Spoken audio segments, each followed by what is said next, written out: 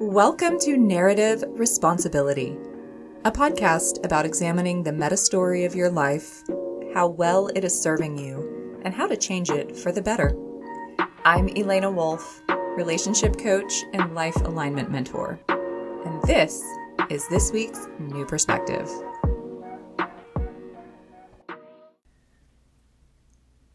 Hi there! I'm so glad you're here today. This is episode 3, Authenticity, Persona, and Storytelling. This topic was inspired from me listening to another podcast that was doing kind of a question-answer thing. And one of the questions that had been put to them was, how do you maintain an authentic identity when you're doing basically, social performance? Like, that's what, to a large extent, a podcast is. And I found myself a little bit unsatisfied by the way they answered that question. And this is not in any way meant to be like a call out, about them. It was more just that the way they chose to answer that question and approach it got me thinking, because it was so different from how I perceive these things. And I thought it would make an actually kind of interesting topic. And so here we are.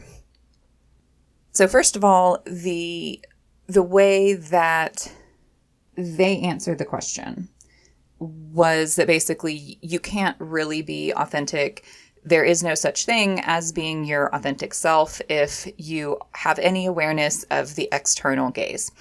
And I guess maybe in a really abstract philosophical way that might be true, but it also is one of those logical conclusions that it doesn't sit well for me. It doesn't feel accurate, even if I can't quite tease apart why the logic is wrong or what exactly is being said or assumed there that makes part of me just viscerally reject it and go, no, I don't think so.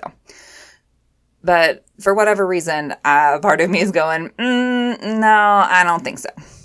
So I decided to grab my Charlie Day whiteboard and start making notes and pulling out what some of the various threads I had picked up were. Like, what do I think about this? Or what questions is this bringing up for me? So here we go. My freeform ramble for the week is going to be on what authenticity is, socially speaking, with a little bit of a detour into Jung's idea of persona.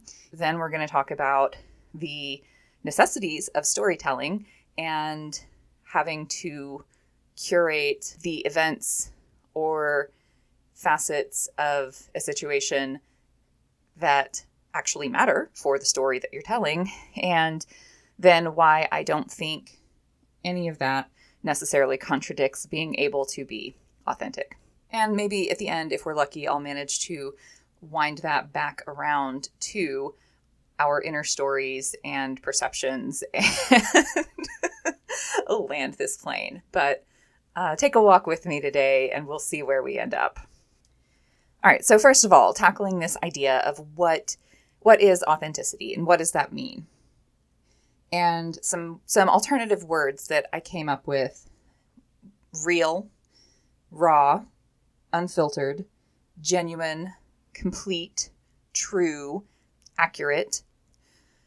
All of these kind of point in the same direction, that if someone is being authentic, then they are being real with you. They're being true about who they are and what they believe, and they're not particularly changing themselves to pretend to be something they're not.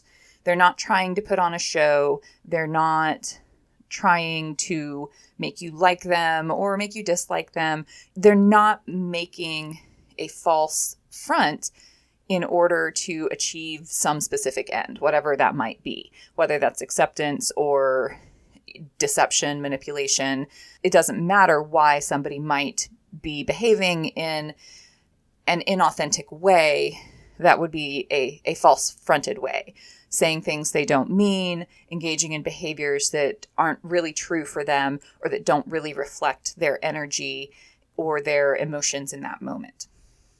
But this notion that doing any of those things automatically creates inauthenticity is actually somewhat at odds with Jung's notion of the persona.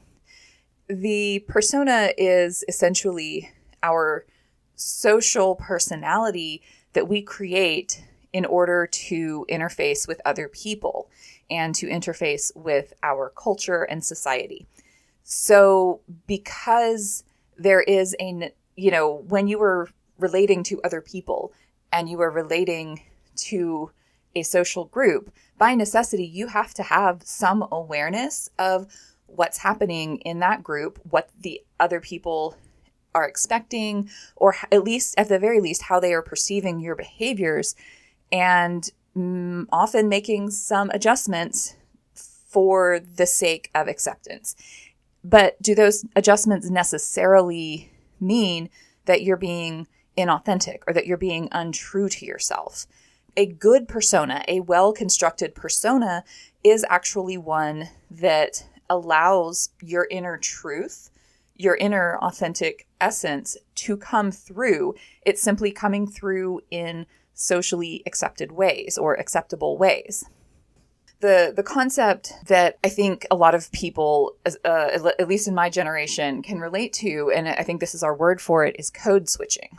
And this is, I at least have had an awareness since I was a child of, I speak to my grandmother in a different way than I speak to my parents, and I speak to my parents in a different way than I speak to my friends.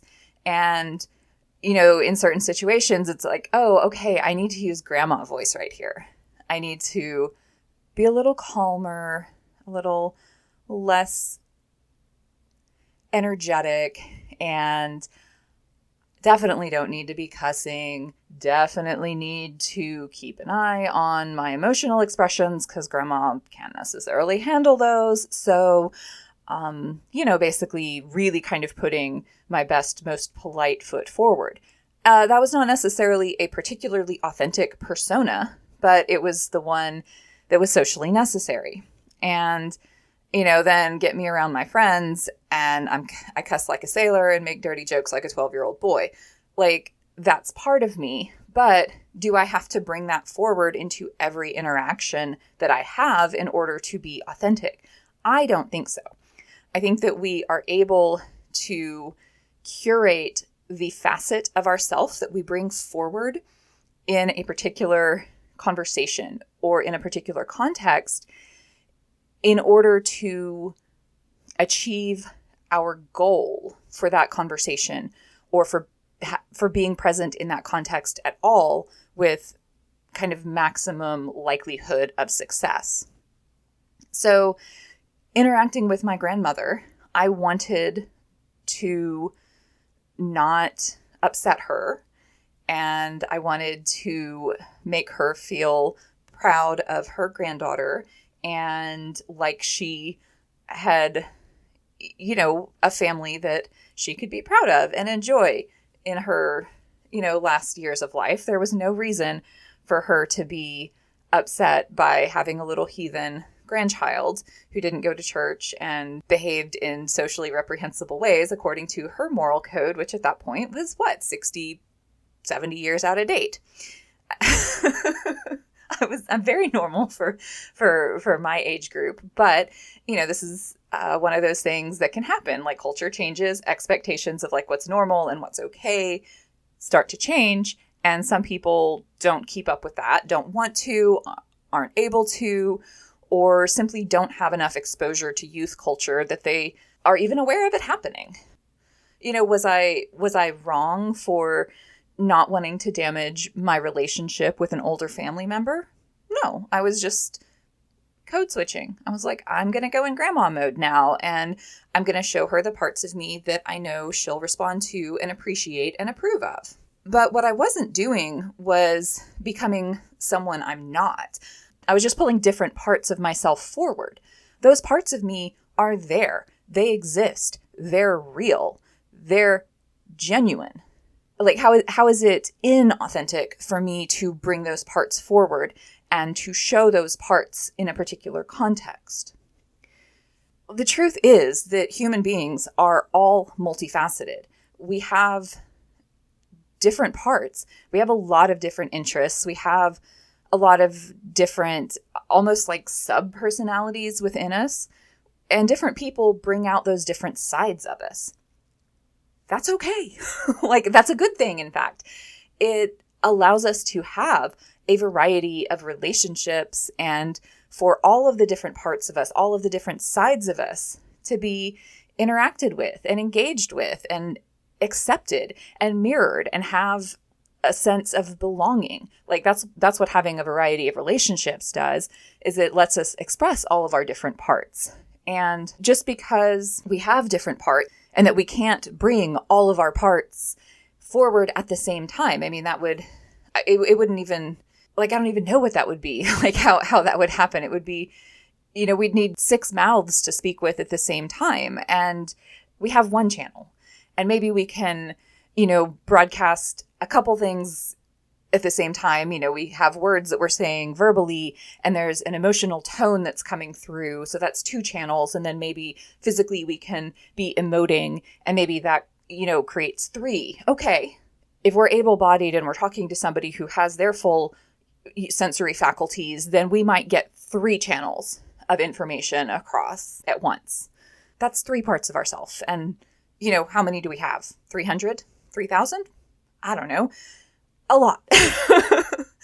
I've actually seen, I've seen a meme somewhere and I loved it, that actually we have as many different sides to ourselves as we have relationships, and that when a relationship ends or a person that we're in relationship with dies, the part of us that they brought forward in a way dies too, because it will never come forward again. Oh my God. Like, that one hit me when I read that. I was like, oh, it's true. Oh my God. I mean, maybe not like the one and only person who can bring, any specific part of us, but like that only person who brings like that configuration of parts of us forward. And then sometimes it's like, oh my God, good riddance, because that was like all the worst parts of me. And I do not want that collection of parts ever coming out again. We've all been there. So another aspect of this that I also want to highlight is the idea of what our goal for a particular interaction is in the first place. We can take me and this podcast and my MTP of wanting to help shift our cultural narratives toward more hope of healing and letting go of some of our, generational trauma that we're all carrying and that the world is trying to come to terms with. Like, that's my goal here.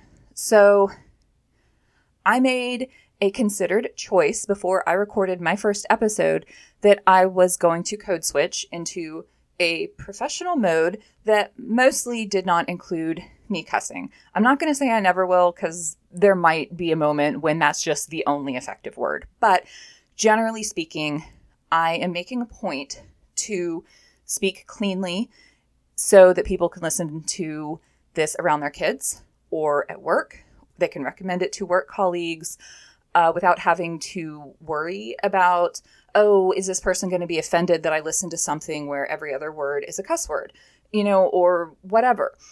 I mean, yes, maybe it would be a little more natural if I'm speaking in my friend peer group vernacular for me to cuss a bit, but that would potentially alienate people who could otherwise benefit from this message. And that does not serve my goal. So in this case, I am, maybe sacrificing a little bit of authenticity in my presentation in order to serve my greater purpose. But for me and my particular personality structure, goal orientation is like one of the defining aspects of my decision-making process. It is actually more authentic to me to do this, to code switch, to be more effective toward my ultimate goal than to be hard-headedly authentic to my identity or something like that. I don't mind tailoring my message to the person who's hearing it because that is more authentic to me. If saying it one way gets them to hear it and saying it another would shut them down, and my goal is for them to hear the message, I'm going to change how I say it so they hear it. That's just effective communication. It's not being inauthentic. It's not manipulative. I can understand how some people might perceive it that way or feel that way. Maybe for some people, their right to express their unfiltered self is like, that's the driving force of their personality. And for them, it would be more important to say the words that they would naturally say in any context. Okay, that's fine. That is a different way of being authentic. That is a different way of expressing your inner truth through your social persona. It's still making the choice on some level to have a persona. It's just choosing a different persona. So for me, I guess what equates to authenticity is it's really more genuineness or sincerity. It's basically meaning what you say and saying what you mean. And it's also saying things that you would stand by across contexts. So for me, it is very much more about the content than the specific form. Do my principles and my ethics and my perspective on the world, does that come through? Is that the through line across how everyone experiences me in every context? Because if it is, then I am being authentic. That is my sincerity. That is my genuineness. That is my truth. That is me being accurate to myself.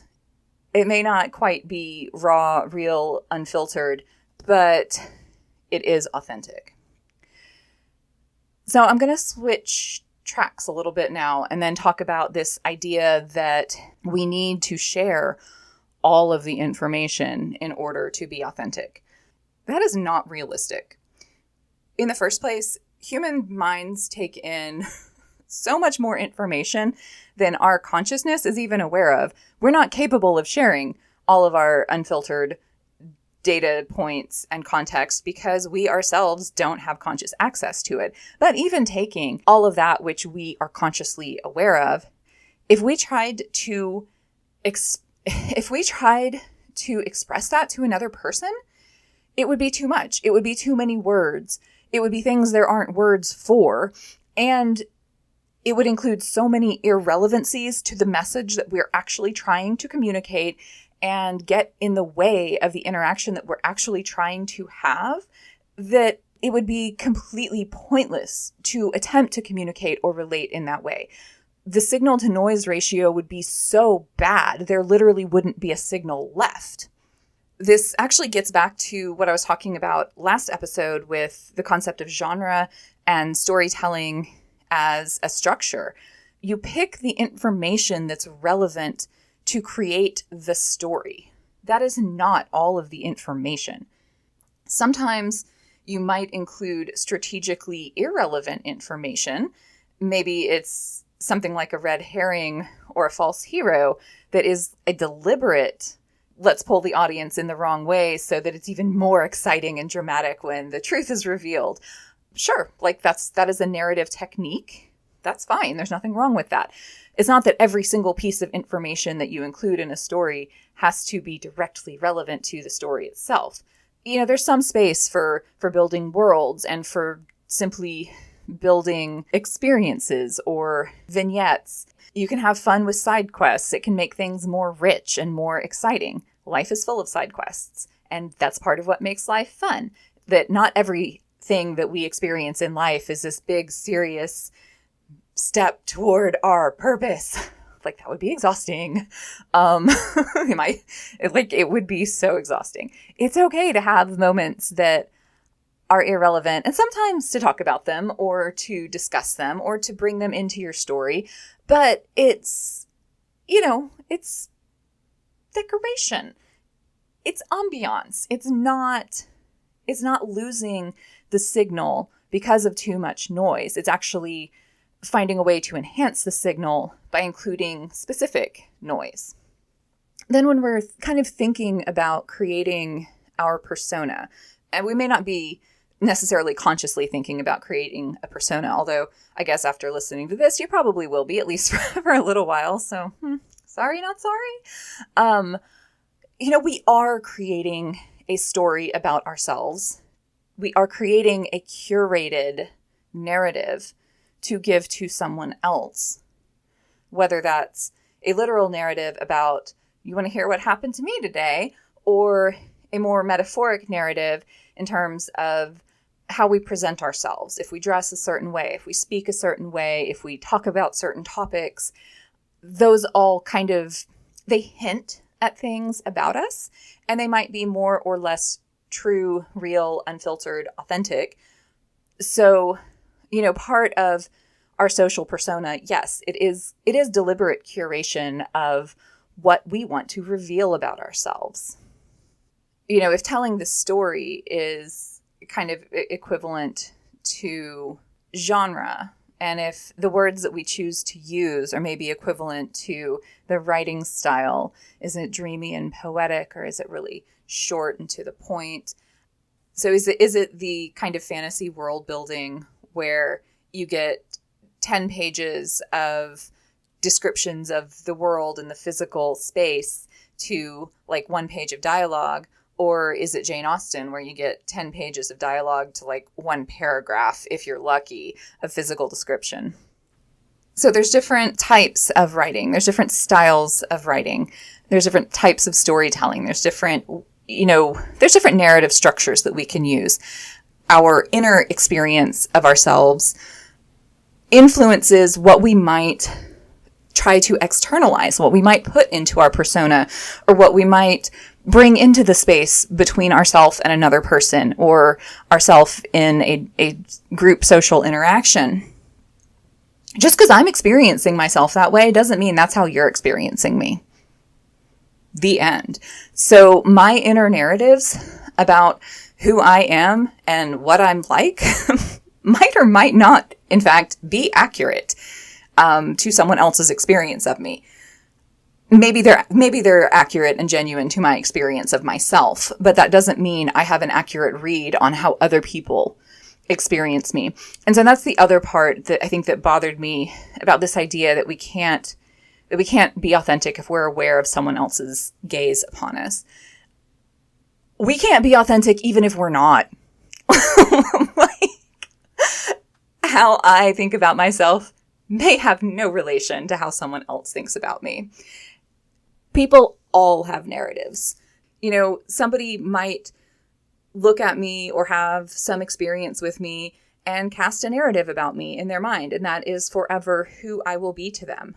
I don't have control over that, and I don't get to know that unless they choose to tell me.